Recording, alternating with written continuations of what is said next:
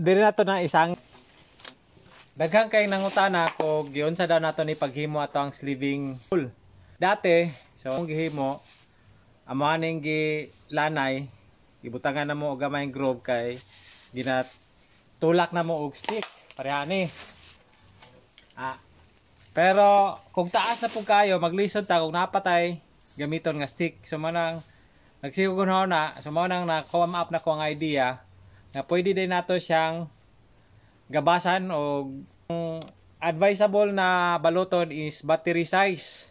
So ang diameter niya is mga 1 or 1.5 inch. So mao lang po igabas na to diri sa to ang PVC mga 1.5 inch para makalusot siya kung atong isangit. So kasagaran na siya sa mga 3 to 4 inches ang iyang gitas-on. So mao po ni ato ang igabas diri para malusot na to siya.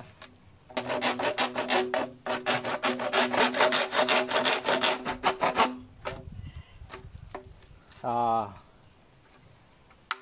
yana. So nanatay bangag para nyagsangit na to sa bunga mapitik ra ang plastiko. Ang mechanics atong sleeving pole diri nato na isangit ang plastiko. So jagbira na to ana, habili na siya mo pitik na kay naman na siya dapit diri sa atong kamoy sa tuang sleeving pool.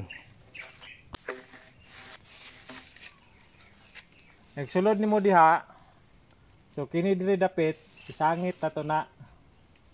So ana siya.